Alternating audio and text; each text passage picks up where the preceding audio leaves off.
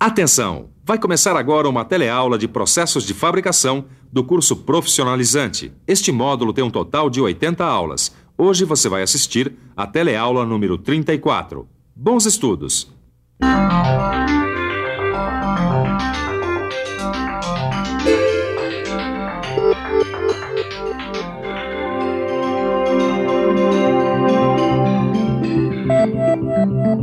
Essas peças aqui foram fabricadas com a ajuda de uma máquina-ferramenta. E essa máquina-ferramenta é uma das mais usadas em vários setores da indústria. Na teleaula de hoje, a gente começa a estudar mais um processo de fabricação, o torneamento. Na teleaula de hoje, você vai entender o que é torneamento, vai conhecer o torno, vai conhecer alguns de seus acessórios e vai estudar algumas de suas operações básicas. Você vai perceber que praticamente todos os conjuntos mecânicos que você imaginar têm peças torneadas. Então, vamos lá? O torneamento é um dos processos de fabricação mais antigos na história do homem. Essa técnica que está sendo utilizada aqui é basicamente a mesma desde a antiguidade. O torneamento começou em oficinas que fabricavam peças cerâmicas, como vasos, tigelas e potes. Agora, o torneamento só foi aplicado mesmo ao trabalho do metal no final do século passado. Mas olha só. E a base do processo usado na indústria é exatamente a mesma usada aqui. Olha só. Assim como na indústria mecânica, o torneamento mecânico consiste em ir dando forma à peça enquanto ela gira sobre seu próprio eixo. Caio e Tito, sempre que vocês estiverem fazendo um torneamento, vocês vão estar fazendo isso aí. Vocês têm uma peça que gira em torno do seu próprio eixo e uma ferramenta que vai desbastando essa peça, dando a ela a forma que vocês precisam.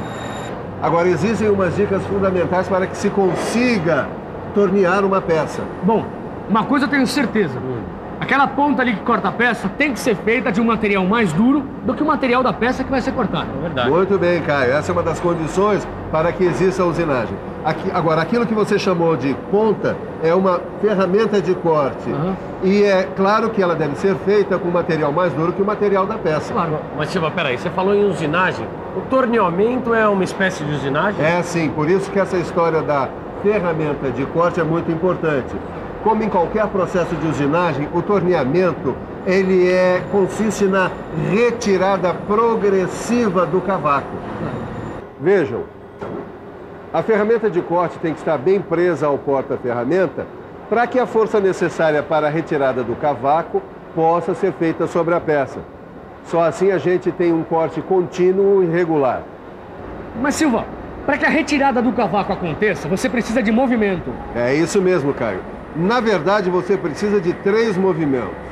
O primeiro movimento é o principal do torno.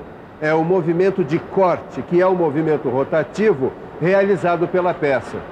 O segundo movimento é o movimento de avanço, que, como o nome já indica, se refere ao deslocamento da ferramenta de corte ao longo da peça. Finalmente, aí está o movimento de penetração, que é o que determina a profundidade do corte.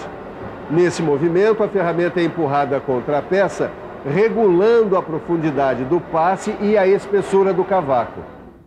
É isso aí. Você viu como é simples? Se você fizer essa mesma operação, variando apenas a amplitude dos movimentos ou a posição e o formato da ferramenta de corte, dá para fazer inúmeras peças diferentes. Por exemplo, peças cilíndricas torneadas externamente, como essa aqui, ou peças cilíndricas torneadas internamente. Peças com superfícies cilíndricas cônicas externas, ou como essa aqui, peças com superfícies cilíndricas cônicas internas. E ainda, peças com superfícies roscadas externas ou internas. O torno é mesmo versátil, hein? Além de todos esses tipos de peças, se a gente usar ferramentas de corte diferentes, ele pode ser usado com outras funções, como por exemplo, alargar e furar. Basta trocar a ferramenta de corte.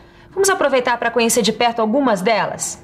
Essas ferramentas são acopladas ao porta-ferramentas e elas são responsáveis pela retirada do cavaco e às vezes até pelo acabamento da peça. Bom, existem vários tipos. Cada uma delas desbasta a peça de uma maneira determinada, obedecendo os critérios de fabricação da peça. Por exemplo, essa aqui é uma ferramenta de sangrar. Essas duas servem para facear. E essa aqui é usada para abrir roscas.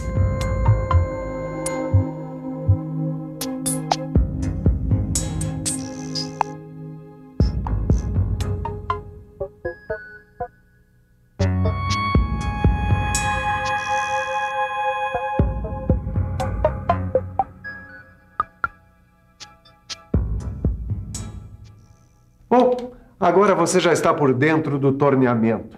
Quer dizer, nós já vimos como o cavaco é retirado no torno. Conhecemos algumas peças que podem ser fabricadas nele. E vimos também algumas ferramentas de corte que podem ser acopladas ao torno dependendo da operação que você vai executar. Vamos conhecer agora a estrela dessa história. Vamos conhecer melhor o torno. Este torno que eu tenho aqui na minha oficina é um torno universal.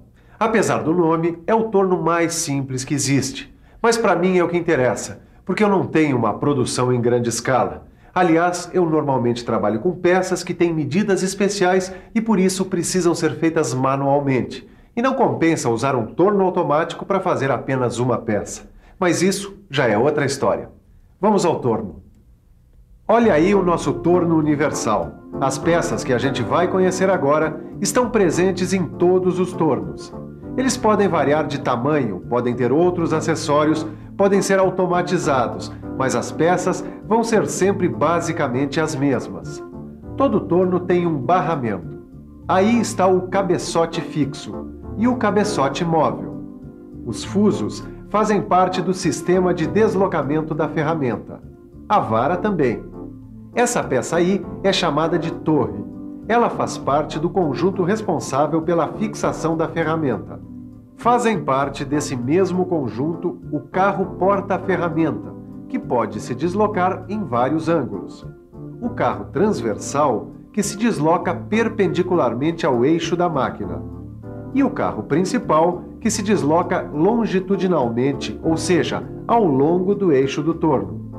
Finalmente, aí estão as manivelas e alavancas que comandam os movimentos e as velocidades da máquina. É isso aí. Todos esses itens são comuns a todos os tornos. O que varia é a capacidade de produção, o tamanho das peças, os comandos que podem ser computadorizados. Mas no fundo, os componentes são sempre os mesmos. E tudo isso para fazer o torneamento das peças. Agora, tudo isso não adianta nada se a gente não fizer uma coisinha básica antes de começar o torneamento. Prender a peça. E prender muito bem. A fixação da peça e da ferramenta são fundamentais para um bom torneamento. Olha aí, Caio, para fixar a peça a gente usa uma placa. A mais comum é a placa universal de 3 castanhas, olha lá. Deixa eu ver, Tito. Olha aí, ó. A placa, as 3 castanhas e olha só, elas são raiadas, ó. Exatamente. Ó, dá uma olhada nos degrauzinhos ali. São eles que servem para fixar a peça. Bom, vamos ver mais um pouco? Vamos lá. Olha aí. Com essa chave, a gente aperta as 3 castanhas simultaneamente, prendendo a peça. Isso. No caso de uma peça cilíndrica como essa, repare que a fixação é feita pelas partes raiadas que estão mais próximas do centro da placa. Mas se a peça tiver formato de anel, por exemplo, aí o que vai fazer a fixação é a parte raiada externa. E aí, rapazes? Ô, Silva, a gente está observando como são fixadas as peças. Ah, que bom que vocês se interessaram pelo sistema de fixação de peças. Né? E já chegaram a alguma conclusão? Já. A gente já sacou a história da placa universal de 3 castanhas, como ela é usada para fixar peças cilíndricas ou em forma de anel. Ah, é? Então vamos ver se vocês estão bons mesmo, tá? Vamos ver como é que se faz a fixação de uma peça como essa em forma de disco. Bom, Bom, aí a gente usa as castanhas invertidas, não é? Mas vamos aproveitar o trabalho do Polarini aqui. Polarini, por favor, mostra para eles como é feita a fixação. Olha aí as castanhas invertidas, estão vendo? Sempre que vocês precisarem fixar uma peça em forma de disco, vocês devem substituir as castanhas normais pelas castanhas invertidas. Isso porque o próprio degrau da castanha facilita e muito o apoio e a centralização da peça. Como você já sabe, a produção de qualquer peça pede várias etapas. Normalmente, quando uma peça chega para ser torneada, ela já passou por outras operações. Essas operações podem ser a fundição, a laminação, o corte e assim por diante. O importante é lembrar que sempre que uma peça passa por uma dessas operações, é comum prever uma sobra de metal suficiente para as operações de usinagem pelas quais a peça ainda vai passar. Por isso, a primeira operação a ser feita no torno é criar uma superfície plana numa das faces da peça. Essa superfície vai servir de referência para as outras medidas dessa peça.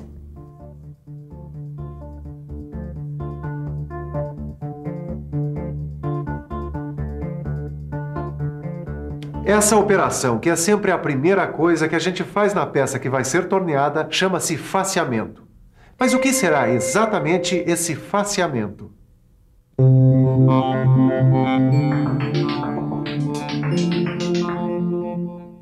Facear, como o nome já diz, é criar uma face.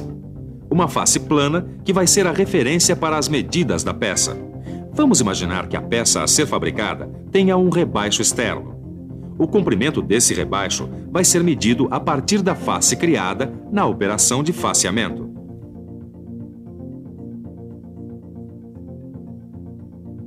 E eu já ia esquecendo os óculos.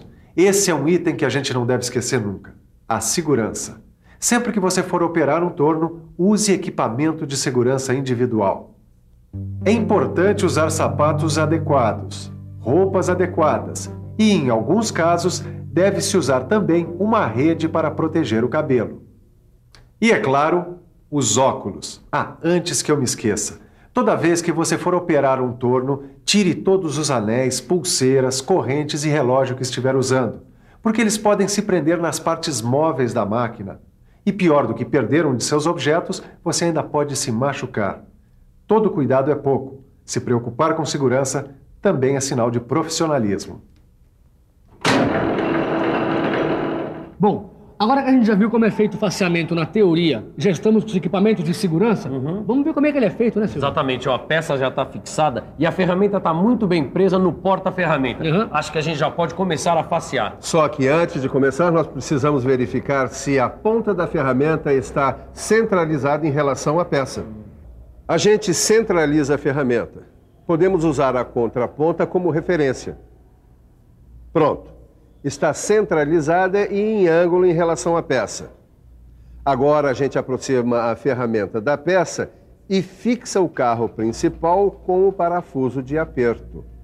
E finalmente a gente consulta a tabela de velocidade de corte, seleciona a rotação do torno e pronto, já podemos ligar a máquina. Agora sim, a ferramenta é aproximada da peça até tocar a parte mais saliente. Depois, a gente faz ela penetrar, vamos dizer, uns 0,2 de milímetro na peça. A partir daí, passamos a deslocá-la continuamente para a periferia da peça. A gente repete esse deslocamento até terminar o faceamento. Outra operação que é básica é o torneamento da superfície cilíndrica externa.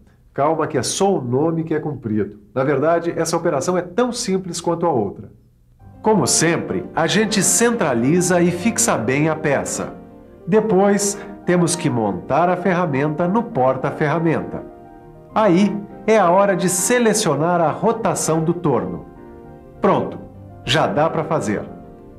A primeira coisa é saber quanto do material vai ser torneado.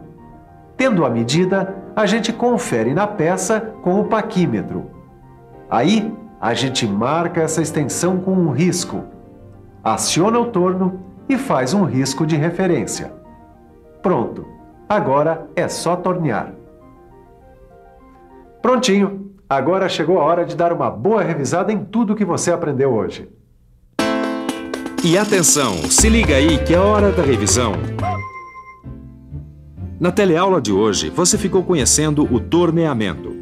Aprendeu que o torneamento é um processo de fabricação muito antigo, mas que só foi aplicado eficientemente ao trabalho do metal no fim do século passado.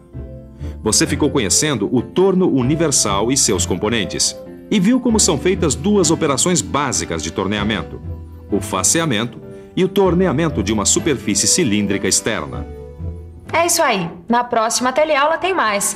Bom, a gente vai continuar descobrindo os segredos do torneamento. Bom, mas para isso, você não se esqueça, hein? Aprofunde tudo o que você viu nessa teleaula no seu livro. Bons estudos e até lá!